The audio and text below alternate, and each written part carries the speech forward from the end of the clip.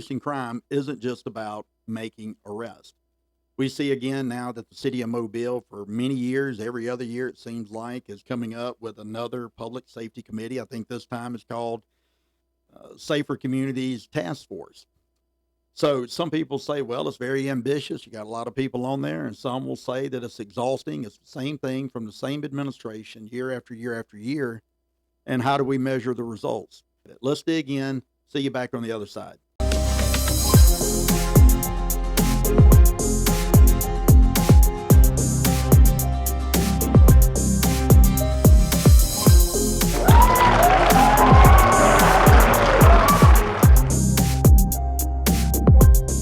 Safer Communities Task Force. And while it's a great idea and it's a novel idea, we've been doing this since about 2014. Certainly, the current public safety director came in, I think, in 2015, and we've had every year, every other 2 or 3 years, we have had some type of new committee, public safety committee, that we're going to solve crime, reduce crime. And let me just simply say this. They use big words, and it is a good word to use, but they use big words like holistically. We need to meet the challenges of the underprivileged holistically. And what they're saying is essentially that mental health, the ability to pay your bills, the resources to be able to have the things that you need, or basic things that you need that maybe some of those that are not underprivileged have, kind of at their fingertips, right? And those things are good, but we use a lot of times these big fancy words because it makes us sound like we know what we're doing. And I'm going to go through a couple of these. I'm definitely going to go through a couple of these, but we keep hearing the same thing. And what I have heard this past week with this new Safer Communities Task Force is that we've put all these people on the task force. You've got a surgeon, you've got bankers, you've got certainly the law enforcement agencies, you got the school board, members of the school board, you got members of the jail that's down there. You got members or these so-called de facto leaders in the community. Now, I didn't see a whole bunch of preachers on this board. Maybe there are some newer ones. There were some people on this board that I did not recognize. But there were also quite a bit of people on this board. One, they're getting big $100,000 contracts with the city of Mobile and have for the last 2 years respectively that are on this board. Why are they on this board? I don't understand it. What I can tell you is this. There are some people on the board, and while they may very well be good and decent folks out in the community, they're always put on the boards. What I have found with these public safety committees or boards or whatever they call them, task force now, is that the same people are put on these boards, in my opinion, to control the board, whichever way the city administration wants that board to go. It's not as what you think it is, okay?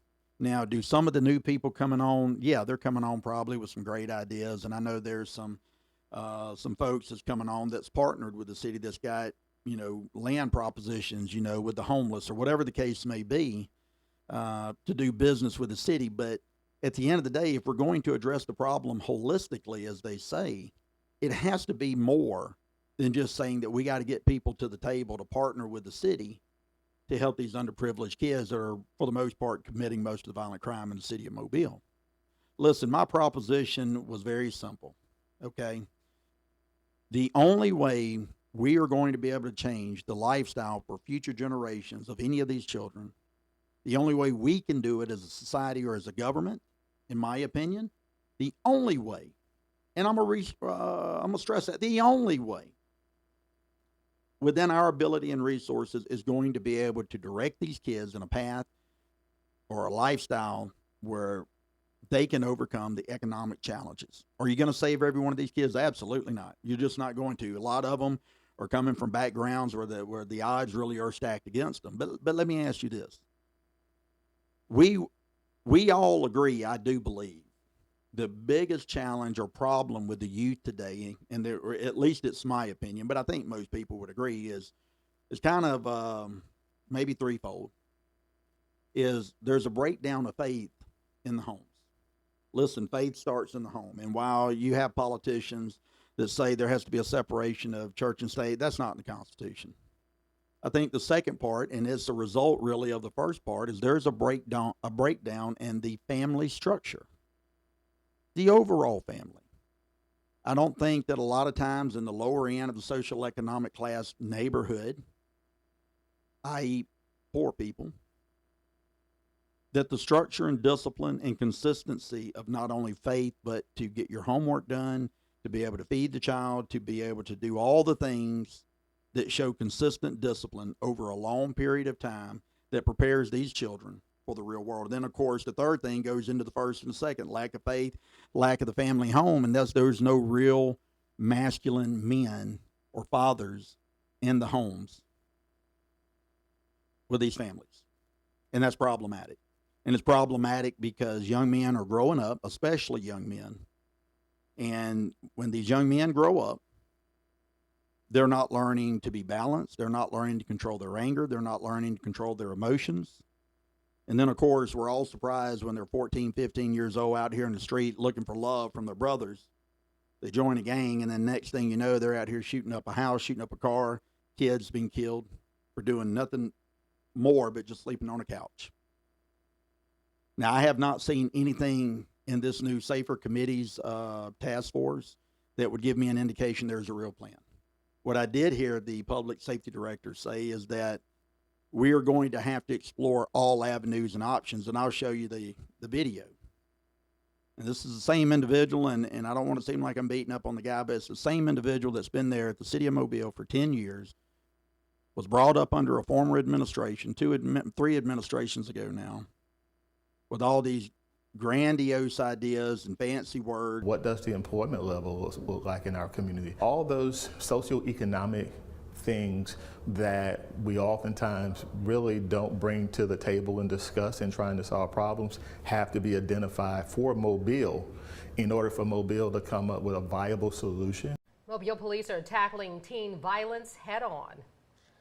And one of their top priorities since the port city has seen a spike in teen violence, MPD has created an office with the officer in charge focusing on engaging our teens and working with them to cut down on crime. Last night in a town hall, folks in the community of Maysville, an area plagued by teen violence, heard from the new Youth Violence Prevention Coordinator and his plans for Project Echo Stop.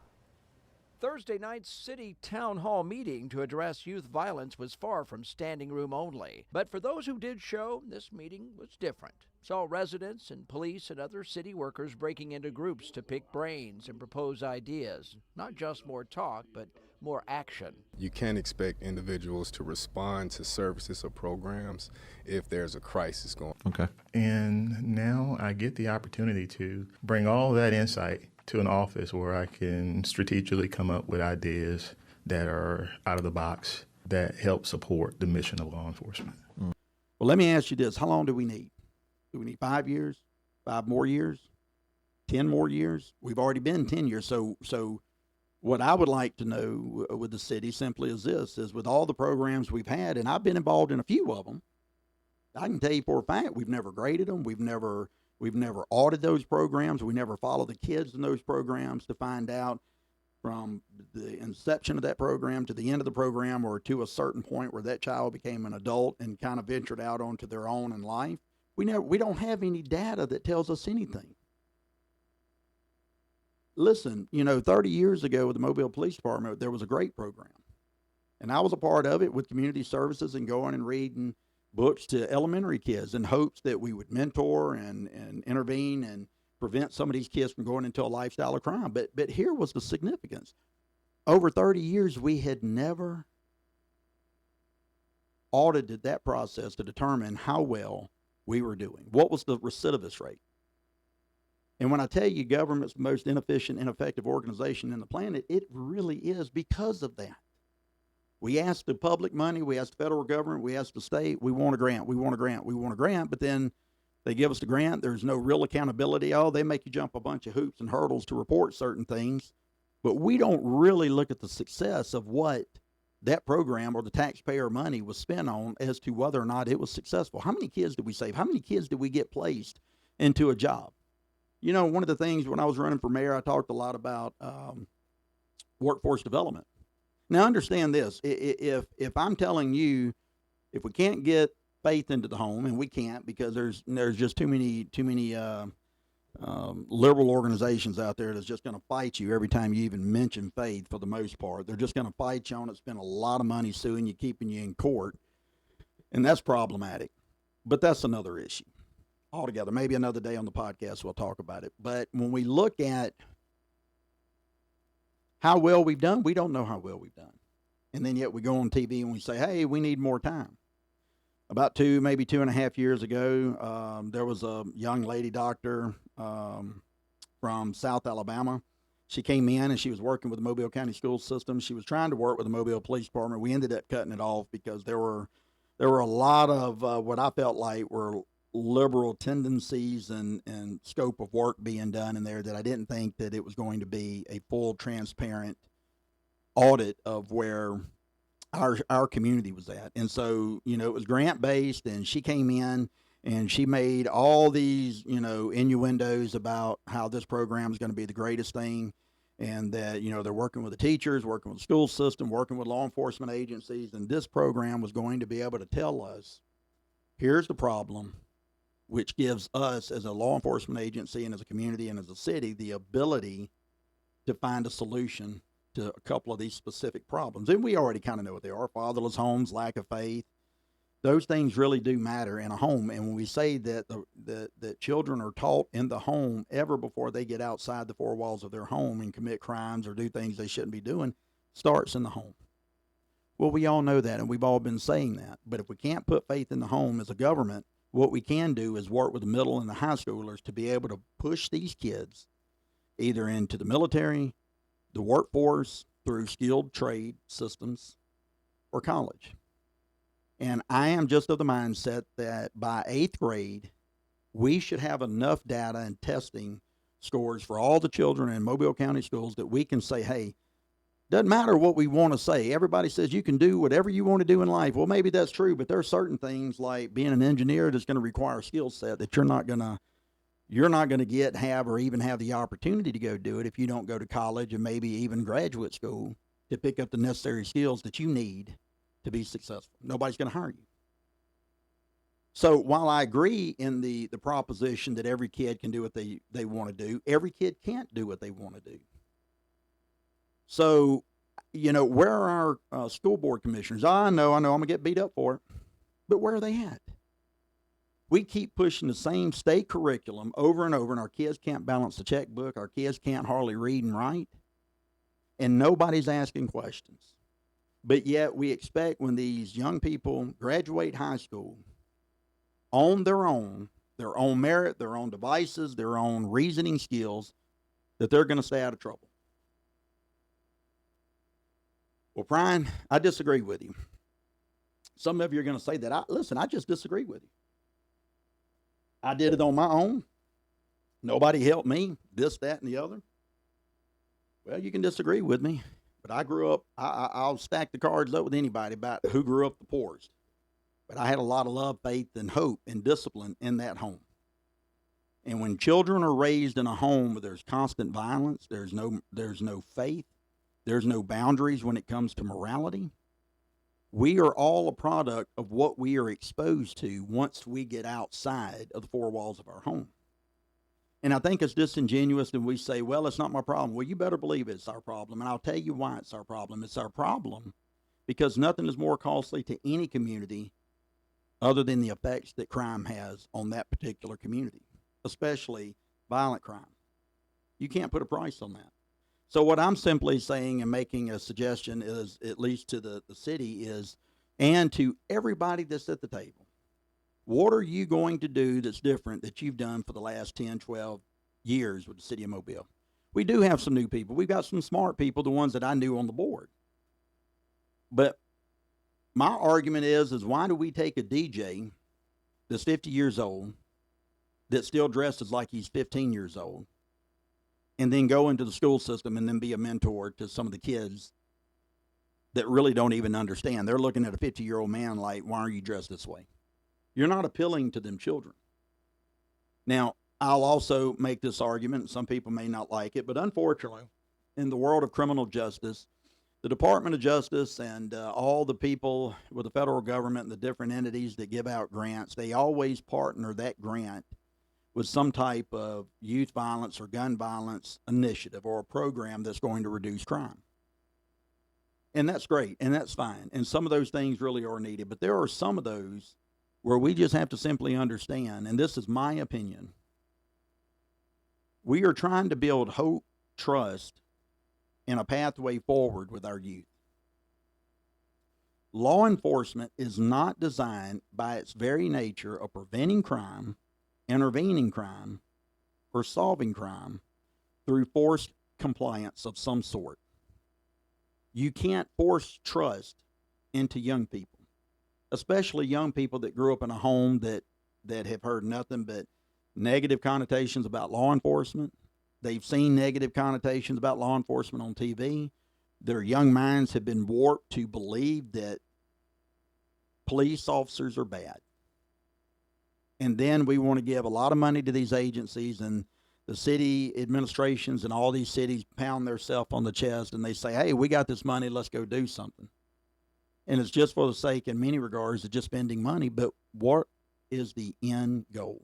The end goal should be to set young people on a path forward that they would be successful. Thus, they don't go into a life of crime, maybe like their forefathers did, and then continue to add to the data reports of the Mobile Police Department or the county or whatever in the way of that data with crime ebbing and flowing that we talked a little bit about earlier. Oh, of course, you can teach skills. Of course, we can narrow these children, to go into the military, maybe go to college, but if they can't go to the college and they don't want the military, there's only one place left to go to be successful for most 99.9% of us that are born without trust funds. And that means that we go into the workforce, but to go to the workforce, we've got to have a skill set.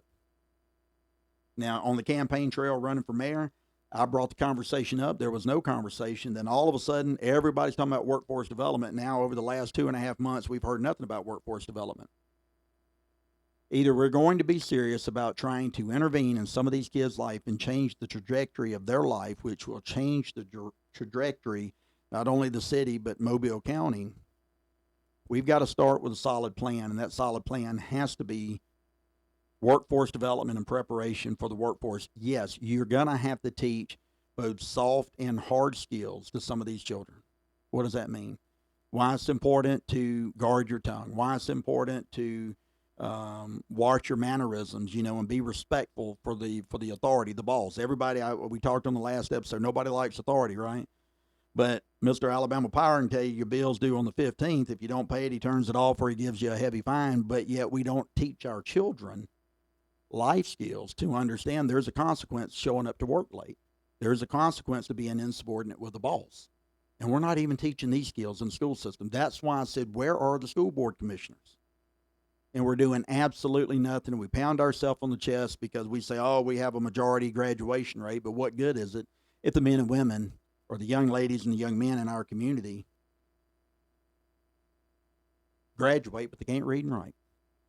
And that's where we're at. We don't teach our children about money matters. We don't teach them what the purpose is of the banking system. Regardless of what we think about it, this is the system we have to operate in. And so while some people say, oh, it's very ambitious, I look at it as being exhausting, because then we every quarter or the next time we have some adversarial event between law enforcement and a member of the community, the activists come out. We'll start as a government body or an entity. We'll start doing the same community meetings, making the same promises to the same people in our community, but then there's no real effect. So my challenge to you people is this: demand more with your government leaders. You never heard me talk a lot about black on black crime when it came to, talking about the crime issues in the city of Mobile. Is there an argument for it? Yeah, you can make an argument for it. But invariably, if you go to any community, majority of the people that are committing the crimes in those communities are from the lower end of the economic scale. Poor people, if you will. People that don't know how to do conflict resolution skills. People that can't think outside their own norm from their own environment. And no, you're not going to save all of them, but right now we don't teach our children how to balance a checkbook. They don't have a fundamental understanding of what money looks like. They have to have exposure to something other than what they already have. I believe it was last year, the public safety director said we're gonna start trying to get some laws, or maybe get laws passed and hold some of these parents accountable. I'd like to know how many parents have been held accountable for doing the job. And then what we end up doing is we say, okay, well, to give all this money to the police departments, and the guy that wears the gun and the badge, we're going to put him in a program with some kids that's already experienced the justice system. Well, they don't take authority at home by the time they're 14, 15 years old. That's why they're out in the street. Nobody can control them. But then we want police officers who they already have a mistrust for to go out in the community and be mentors. Is there a place for that? I do. But I think law enforcement should be partnering with the nonprofits. And if the city feels like they need to get money to do this thing, then what they need to do, in my opinion, is have a separate department that's not law enforcement officers that have the expertise in this type of thing to be able to go out into the community and try to help fix this problem. But instead, what do? We give a bunch of cops a bunch of money. We train cops to be what I call the silent warrior. They train every day, not only in matters of policy and matters of the law, but a lot of these officers tactically, they learn to shoot, they learn to train. Yes, we learn de-escalation techniques, and my argument has always been, and I think most police executives will tell you, law enforcement officers in contact with any citizen is only in control of that contact until that moment when that citizen decides they're no longer going to obey a lawful command. And then that police officer now becomes reactive versus proactive, which is why a lot of times we have to train these officers to shoot their weapons, to use non-lethal force like with batons or pepper spray or tasers. And there's always room to improve. Don't take that the wrong way, but let's also understand that young people, young impressionable minds only knows what it is exposed to. And if that young mind is exposed to a home that has no faith, no father figure, no consistent discipline, none of us should be surprised when there's an adversarial encounter between a member of the community or law enforcement, because now we're seeing it even at the schools between the same young members of our community and the teachers. And so it is problematic. And while I'm hopeful about this new SAFER committee, I loathe the process because it's just trying to throw something against the wall to fix it when we really do have the answers. My friend, thank you for the time. And as I always say, we love you. And Lord willing, if the creek don't rise, we'll see you again on the next podcast. God bless.